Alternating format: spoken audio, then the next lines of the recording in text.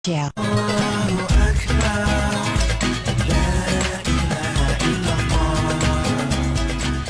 Baik pemirsa, ya aku penasaran nih tentang yang kamu bilang tadi. Aku mengenal Islam. Iya, akhirnya aku masuk Islam. Maksudnya ini kisah mu'alaf ya? Kisah seorang mu'alaf yang sangat menarik sekali. Jadi kisahnya beliau itu sempat mendapatkan mimpi selama setahun. Oh, Masya Allah. Mimpinya Karena kenapa? mendapat hidayah gitu ya? Mendapat hidayah lewat mimpi. Tapi seperti apa dan siapakah yang beliau mimpikan? Langsung aja kita saksikan. Ini dia beritanya.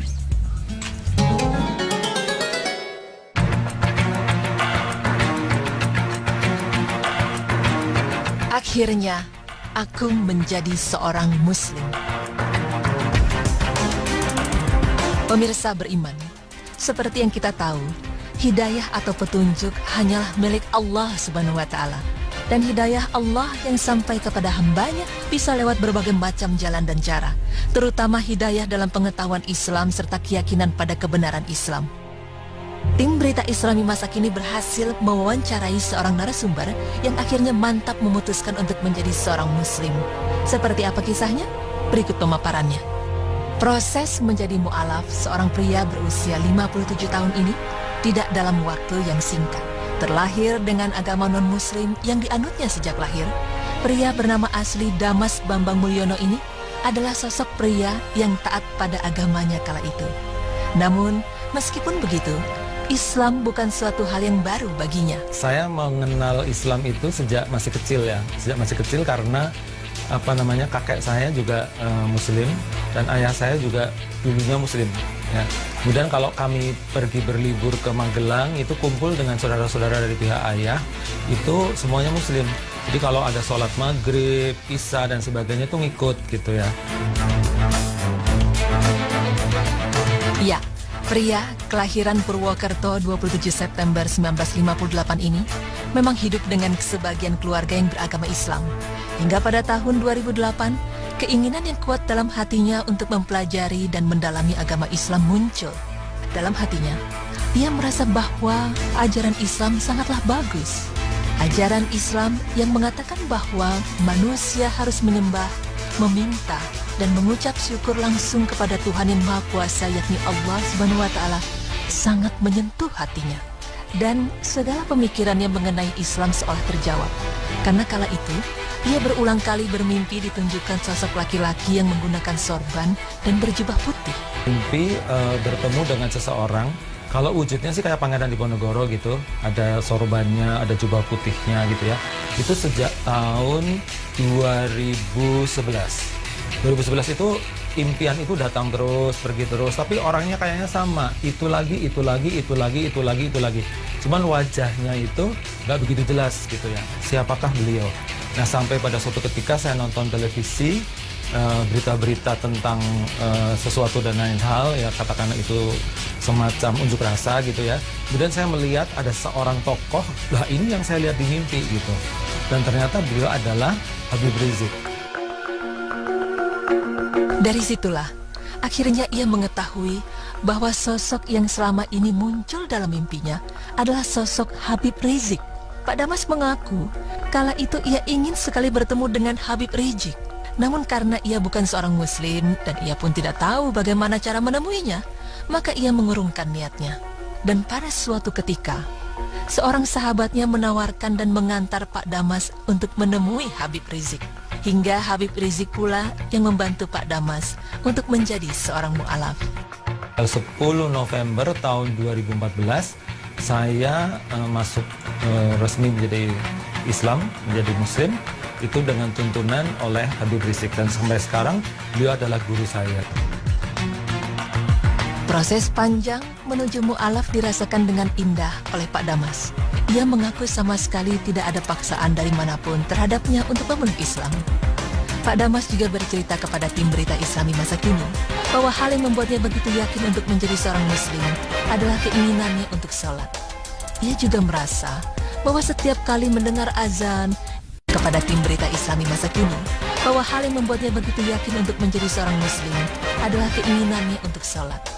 Ia juga merasa bahwa setiap kali mendengar azan, ia selalu ingin berazan seperti para muazin.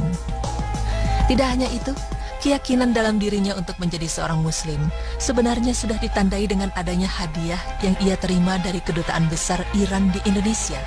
Ya, pada suatu ketika saya mendapat hadiah, ini mungkin merupakan sebuah tanda ya, dari Duta Besar Iran di Indonesia, itu kitab suci Al-Quran gitu.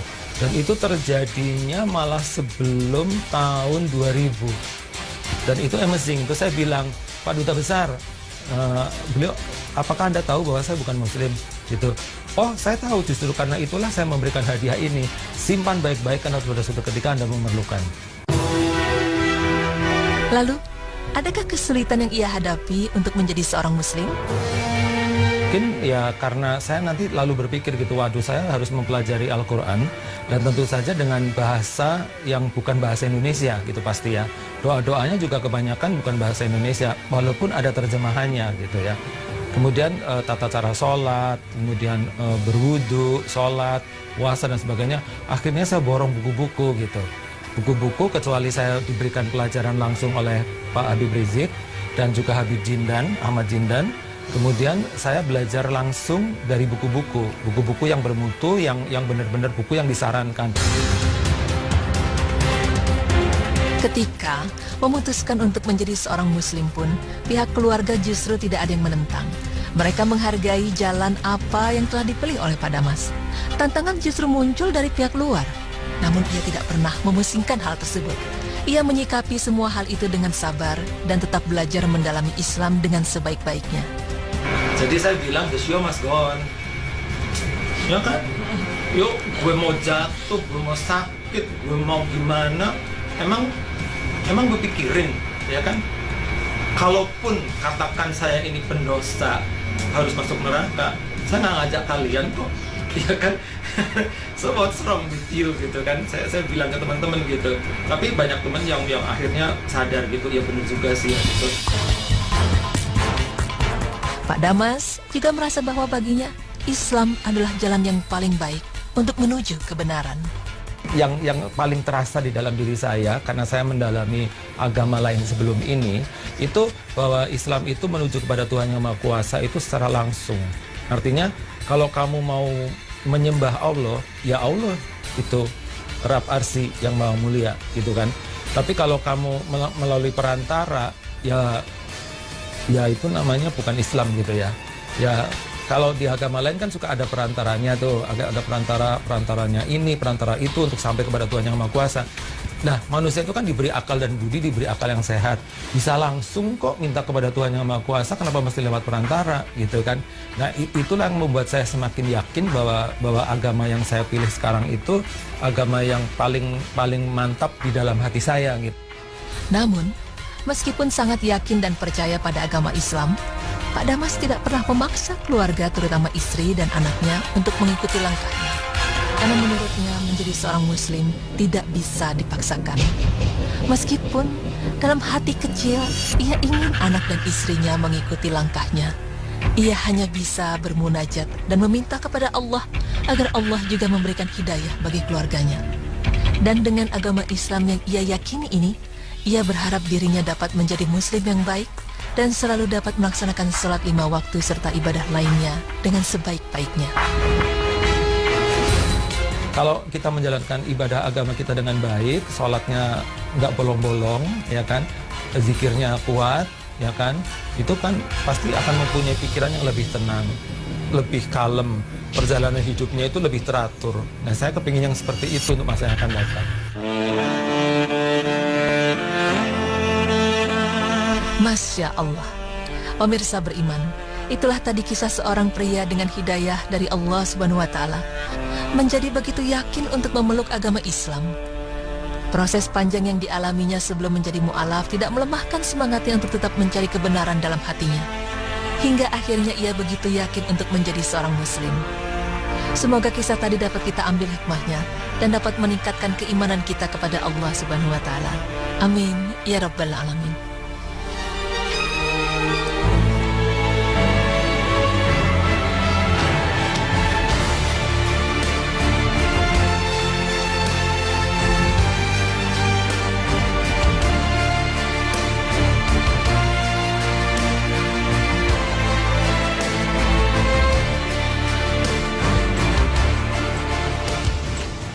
Ya baik, setelah melihat kisah yang tadi sih memang benar-benar yang namanya hidayah itu kita tidak pernah tahu datangnya kapan dan kepada siapa hidayah itu dan dengan cara apapun. Jadi Allah selalu mempunyai caranya sendiri untuk memberikan hidayah kepada hambanya.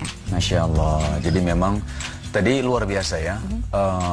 Pak Bambang itu ya. Pak Bambang ini memang luar biasa karena apa? Tadi kita lihat kisahnya beliau ketika beliau sudah masuk Islam ya, sudah masuk Islam, beliau bagaimana luar biasa sekali untuk menuntut ilmu.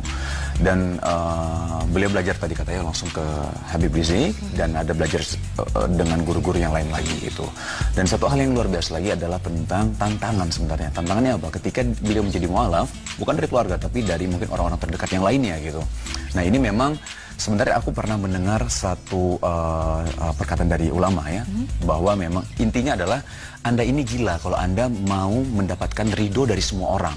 Maksudnya apa? Ketika kita memilih satu keputusan yang baik itu, jangan mengharapkan ridho dari semua orang karena belum tentu semua orang akan meridhoi apa yang kita lakukan gitu. Jadi ada yang setuju, ada yang enggak. Ya itu emang udah pasti dan yang luar biasa juga buat saya tadi adalah beliau tidak memaksa keluarganya untuk masuk ke Islam karena itu bukan masuk Islam itu bukan paksaan, bahkan Rasulullah juga tidak bisa memaksa pamannya untuk masuk ke Islam gitu. Dan baik pemirsa, setelah ini kita akan membahas cukup menarik, bisa nggak sih kita membayar hutang kepada orang yang sudah meninggal?